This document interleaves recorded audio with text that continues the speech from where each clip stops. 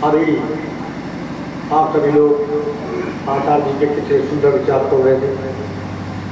इस संसार सागर के बेचैनी को कैसे पार किया जाए, कैसे हमारा ये मानव जीवन सुखपूर्वक और संसार के सारे सुखों का उपभोग करते हुए और मोक्ष जैसे परम सुख को प्राप्त कर सके, इसका विज्ञान बताया।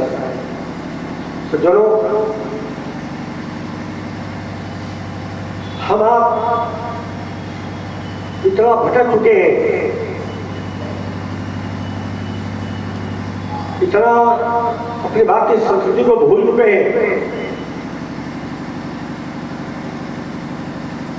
चलो इस मंच के पास भी कोई रास्ता नहीं समझ में आ रहा है कि बिगड़ी हुई हिंदू जाति की को कैसे उठाया जाए, कैसे सुधारा जाए।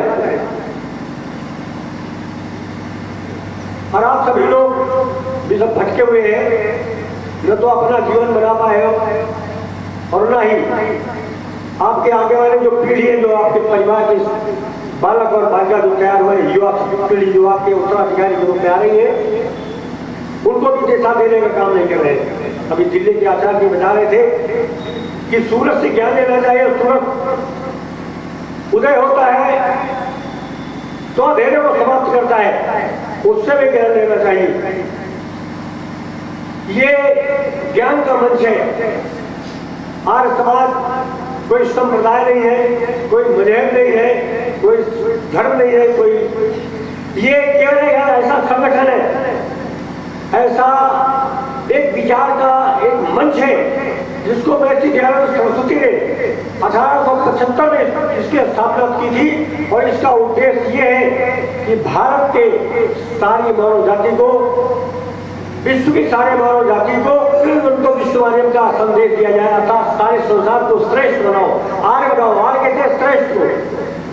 वेदों का गुण चाहिए, लेकिन जो बेधर्मी मुसलमान जो मानते ही नहीं, ईसाई मानता ही नहीं, बौद्ध मानता नहीं है, थोड़ा बहुत मानते हैं, एक व्यक्ति एक थोड़ी सी चिंगारी को पा गए, बौद्ध सिख है, ये भी सब पक्ष से विचलित हो चुके हैं। लेकिन विशेष के जो हिंदू कहलाने वाली जाति को है, ये तो इतना विवेक शून्य हो गई है, इसका तो समझाना ही मुश्किल है।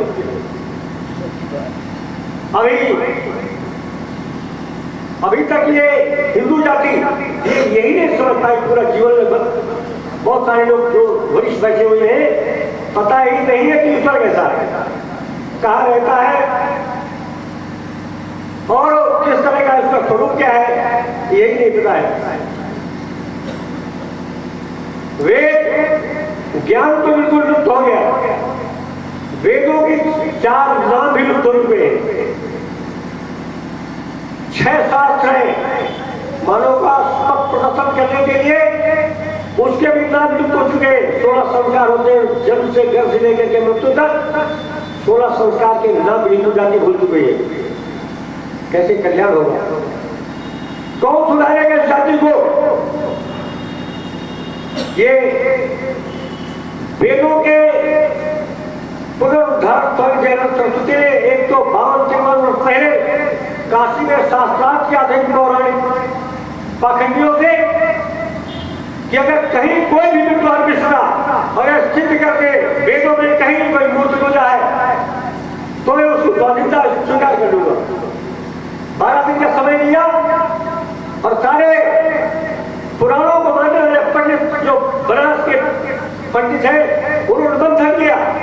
जब नहीं मिला वेदों में कि मूर्ति पूजा है कहीं, जब नहीं मिला तो सबने सलाह दिया कि ये दयानंद जो आता है इसको शास्त्रार्थ करने के पहले इसको मरवा दिया जाए।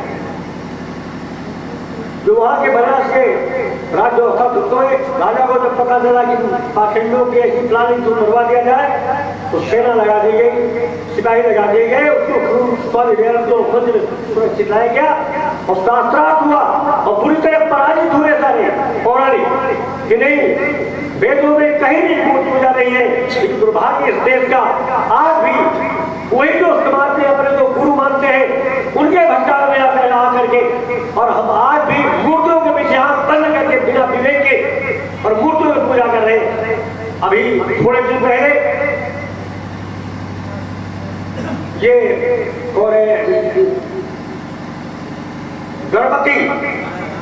गणपति बप्पा वो पूरे देश में छा गया, सूर्य की मूर्ति बना करके, और उसके पीछे दीवाने हो गए और 5,000 से लेकर के 15-20 हजार की मूर्तियां ला करके और गाँव में स्थापित करके उसको भगवान बना करके दीवाने हो गए। इसके बाद 15 दिन बाद फिर आ गया ये नवरात्रि आ गई।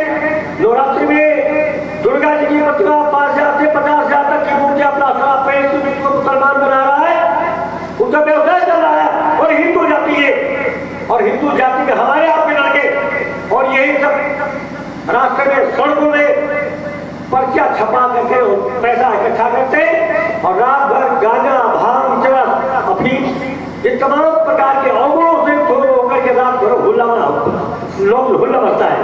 ये धर्म है। इससे ये हिंदू जाति बचेगी नहीं बचेगी। अभी फिर आने वाली है क्या, अभी रावण का पुतला जलाएंगे। दशहरे में रावण एक बहुत ही अधर्मी था, अरे उसको जला कर तो तुमको क्या मिलेगा, आप अपने अंदर जो बैठा हुआ रावण उसको जलाइए, और कब तक तुम उसको फूकते रहे। खिलवाड़ों का हिंदू जाति का जितना त्योहार है, उससे मुसलमान लाखों करोड़ों का मालिक बना है। मेरे ख्याल से एक ब्लॉक में करोड़ों रुपया की दीपावली में अभी कल रवायत आप लगा देंगे, हिंदू लगाएंगे। अकल कुछ भी अकल नहीं रह गई। ये हो क्या रहा है? ये प्रकाश पर हम लोग मना रहे कि पटाखा ला करके अपने घर को पहले जहरीला बना दे और इसके बाद भी कहते प्रकाश पर्व है, अंधेरे का पर्व है। इसमें चिंतन करना पड़ेगा और अपने बच्चों को, अपने घर के लड़कियों को उनको बताइए, इस ताकत से बचिए, इस अविद्या निगाह से बच्चे, देश को बचाइए, समाज को बचाइए, परमात्मा की प्राप्ति का वातावरण जो पूरे संसार का वातावरण जो दूषित हो गया है। अरे तीर्थ यज्ञ करिए, ये शादी यज्ञ है। लोक हमारे घरों में ये कृषि प्रधान देश है, जहाँ कृषि और पशुपालन एक के दो पहलू, उसकी फसल आ गई है, धान, उसकी खीर बना के तमाम प्रकार के ये पकवान बना करके खाने का पर्व है। ठीक है, दीप जलाइए, यज्ञ करिए, जिससे पूरा वायुमंडल बरसात जो दूषित हो जाता है, इसको शुद्ध करने का काम करिए। बताइए, अपने घरों में कराइए, यज्ञ कराइए। ये आश्रम के विद्वानों को बुलाकर हवन कराइए, और उनको खुद आप नहीं मन चाहते गायत्री मंत्र से खाली हवन करिए। आपके घर का वातावरण अच्छा होगा, ये पड़ोस का वातावरण अच्छा होगा, और तब ये समाज अच्छा बनेगा। हमको शुद्ध हवा मिलेगी, ऑक्सीजन बढ़िया मिलेगा, ऑक्सीजन जब पूरा माहौल बनेगा तो हमारा खून शुद्ध होगा, हमारा खून शुद्ध होगा, हमारे अंदर विचार अच्छे होंगे। आपको यही नहीं हिंदू जाति को पता रह गया है कि हमको क्या करना है, क्या नहीं करना है। 90% हिंदू दारू पीता है, 80% मांस खाता है। इस जाति के कल्याण में विनाश हो गया। अगर नहीं संभले और हमने अपनी संतानों को नहीं संभाला तो समझिए हिंदू जाति फिर से पतन में, फिर से गुलाम हो जाएगी। ये खड़े विश्व के सारे विधायकों में चल रहा है कि कैसे हिंदू जाति का, इस भारतीय संस्कृति का पुनरुद्धार न होने पावे, वेद फिर न उदय हो, ये खड़े चल रहा है। लेकिन ये पाखंडी पुराणपंथी लोग जो जिन्होंने पाखंड फैला रखा है और भ्रम फैला है हिंदू जाति को कि नहीं आप समाज के मंत्र नहीं जा रहा है, ये धर्म के विरोधी है, देवी देवताओं को नहीं मानते। मैं चैलेंज देता हूँ, आज समाज के किसी भी सिद्धांत को, एक भी किसी नियम को अगर कोई तो खंडित करते, ये धर्म नहीं है, तो इसको 10,000 रुपया उसको पुरस्कार चले जाए, लाई जाए, कोई भी द्वारा जाए, पाखंडी कोई आ जाए।